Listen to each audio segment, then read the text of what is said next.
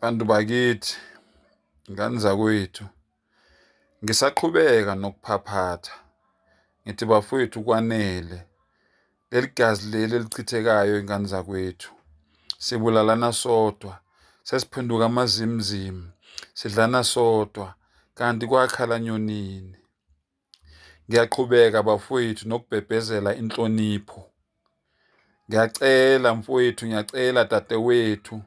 Ngiyacela mama, ngiyacela baba, ngiyacela gogo, ngiyacela mkhulu, ngiyacela mshana, ngiyacela malume, ngiyacela anti.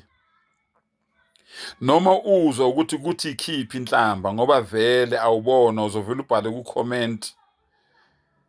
Ngiyacela ukuthi uzibambe ngoba ngempela lo muntu lo omthukayo, lo muntu ombiza ngalenhlamba, mina nje uma wami hawu bamsusa ekhanda baze bayophuma nayo onyaweni baze bangena kuye ngaphakathi. Yingakho ngisho ngithi hey, ezinye izinhlamba bafowethu ngisaba nokuzikhuluma la. Uyazi mawuthuka mina kulungile. Nkosi yami, mawuthuka mina njoba ngisho ngithi mina ungithuka mina ngezitho zami zomzimba, ungithuka ngesici sami. Njengoba nihlale nisho nje ukuthi nginamazinya agqagqene engathi ngadla umhudo oshisayo, kuthiwa nginamazinyo ayingovolo, kuthiwa amazinyo ami engathi ama-false, kuthiwa amazinyo ami inkosi yami bayangilebula nje ngendlela abangisho ngayo. Kulungile bafowethu, ngiyavuma mina anginayo inkinga. Kuthiwa nginamazinyo anukayo,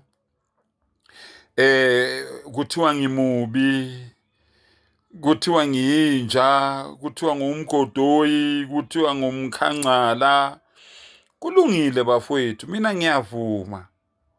Kodwa-ke ley'nhlamba lezi esey'faka abazali ingane zakwethu, ziyinkinga kakhulu lezo nhlamba lezo. Njengoba ngichaza ngithi ungangithuka mina, ngizosho ngithi mina inhlamba ayinamatheli. Mina wakoShandu, mina wakoMagizagiza, mina wakoMavungama, mina wakoMthanga Nkomo abafokazana bethanga amahlahla, ngizosho ngithi mina hayi kulungile inhlamba ayinamatheli. Awubazi abantu bakwaMbatha abala kule nkundla yokuxhumana. Awubazi abantu bakwaDladla abala kule nkundla yokuxhumana. Awubazi abantu bakwaNdaba abala kule nkundla yokuxhumana. Awubazi abantu basemachunwini njengoba ngizalwa esitolo sasemachunwini nje abala kule nkundla yokuxhumana. Abangeke bona bamukele ngendlela mina engamukela ngakhona ngithi inhlamba ayinamatheli. Kuzosuka nje umuntu waseMambatheni abe nawe shaqa, usabathe abe nawe shaqa. Akangazi mhlawumbe uselwela nje ukuthi wena uthuka umuntu wakwaMbatha. Akangazi mhlambe uselwela nje ukuthi wena uthuka umuntu ozalwa uMamchunu. Uyayibona nje inkinga osuyiqalile. Ngiyacela-ke ingane zakwethu ukuthi asizameni ukuthi siqoqe ulimi. Ngiyaphinda futhi, ley'nhlamba lezi mina engiyikhiphayo ngomlomo, abantu abacabanga ukuthi yinhlamba, mina engingaboni ukuthi yinhlamba, kodwa komunye umuntu kungaba inhlamba phela. Kulungile bafowethu, ngithi ngiyaxolisa nami. Kushelele nje ulimi nami ngahluleka ugoqa ulimi ngoba ngumuntu phela nami. IsiZulu sithi akukho silima sindlebende kwabo. Ngithi yobeke ingane zakwethu, kodwa ngiyanxusa, ngiyacela bafowethu. Mawuqala nje ucabanga ukungithuka ngazo zonke izinto zikama, ngelingaphansi likamama, ngelingaphansi likababa, ngelingaphakathi likamama. Bafowethu, ngicela ukuthi siqikeleleni ngoba ngempela lento le iyona le esilethela iy'nkinga. Njengoba ngisho ngithi uyangithuka nje.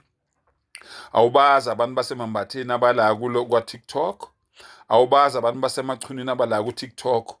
Ukuthi bona le nhlamba wena oyibhekisa kimi abasayithathi ngokuthi uyibhekisa kimi.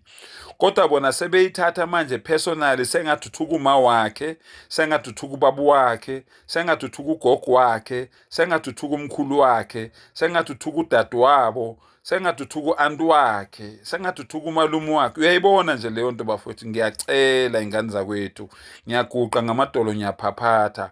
Ake sizameni ukuthi siliqoqe ulimi. Ngathi inkosi ingasipha amandla, silalelisise, sizwelaneni bafowethu, sivule iy'ngqondo. Wa akhiru dawana anilhamdulillahi rabbil alamin.